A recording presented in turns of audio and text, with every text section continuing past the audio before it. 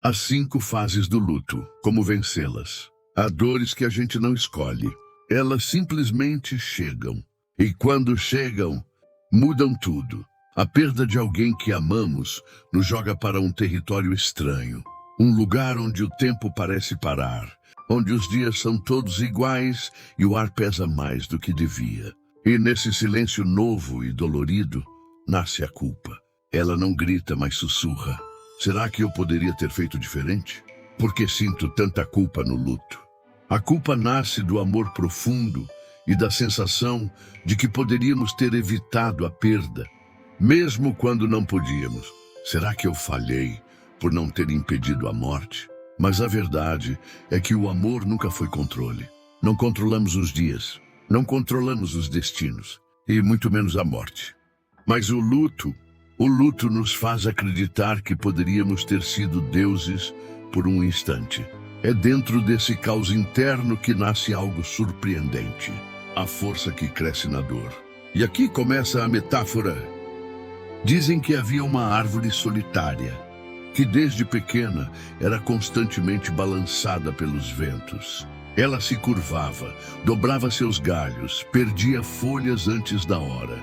E todos olhavam para ela com pena. Pobre árvore. O vento não a deixa em paz. Enquanto isso, em outro vale, árvores cresciam eretas, altivas, intactas. Nunca balançadas, nunca sacudidas. Mas um dia, o furacão veio. E as árvores que nunca haviam sentido vento caíram uma a uma. Suas raízes eram rasas. Eram bonitas, mas frágeis. Já aquela árvore solitária, cansada de tantas tempestades pequenas, havia criado raízes profundas. Ela balançou sim, mas não tombou. Ela tremeu sim, mas não cedeu. Ela resistiu. A dor que parecia injusta havia fortalecido sua raiz. Essa raiz tinha nome, força que cresce na dor. Não nasceu de um dia para o outro. Nasceu daquilo que ela suportou, daquilo que parecia demais, mas não a destruiu. O luto é como esse vento. No início, ele sacode tudo dentro da gente. Leva o chão, leva o ar e deixa só o vazio. E nesse vendaval, além da dor e da culpa, surgem outras fases. Nem sempre em ordem. Às vezes voltam, às vezes se misturam, mas todas são humanas. É possível viver mesmo com essa dor que parece não acabar? Sim, vimos que viver com saudade, memória e lágrimas ainda é viver, e isso já é força. Primeiro vem o choque. A mente nega o que o coração já sabe. É como se o mundo tivesse parado, mas dentro de nós o silêncio gritasse. Depois, quando a realidade insiste em se impor, surge a raiva. Às vezes contra nós mesmos. Às vezes contra Deus, contra os médicos, contra a vida, contra o mundo inteiro, porque é injusto. E quando algo é injusto, a dor precisa encontrar uma saída. Desse turbilhão nasce a negociação interna. A mente começa a repetir incansavelmente.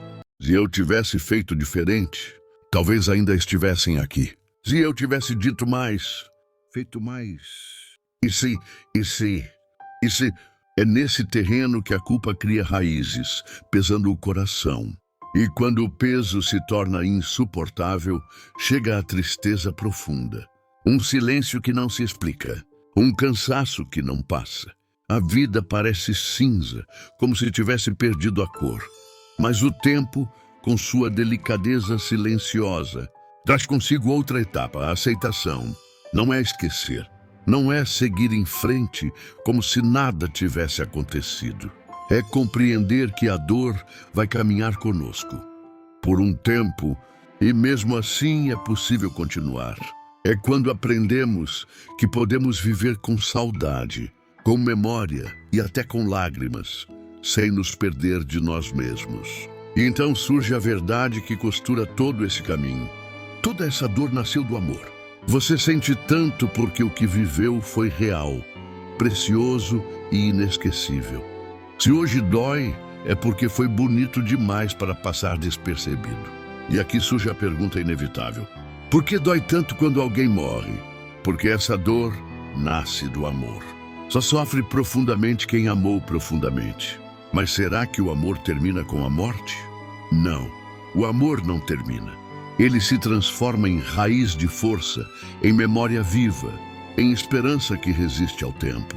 E quanto àquele que partiu, o consolo está em saber que, embora tenha se afastado de nós, não desapareceu para Deus. Está em paz, num silêncio que ainda não compreendemos. A morte não levou essa pessoa para longe do Criador. E se ela está melhor, essa certeza, aos poucos, pode trazer também alguma paz a nós. A verdadeira força, então, não é apenas continuar a viver. É confiar que o amor sobrevive à morte. É acreditar que, se existe um Criador amoroso, a morte não é um fim, mas uma pausa. Uma distância que um dia será vencida.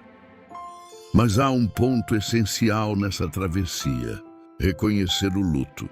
Reconhecer que nossa vida jamais será a mesma sem aquela pessoa é parte da verdade que precisamos encarar. No entanto, se ao reconhecer isso acreditarmos que não conseguiremos viver sem ela, já não estamos apenas em luto, estamos à beira da depressão. E aqui, mais do que nunca, procurar ajuda é fundamental. Não é fraqueza, é cuidado. É reconhecer que carregar essa dor sozinho pode ser pesado demais. Buscar apoio de amigos, familiares, grupos de acolhimento ou até ajuda profissional pode ser a diferença entre se perder na escuridão e reencontrar um caminho de luz.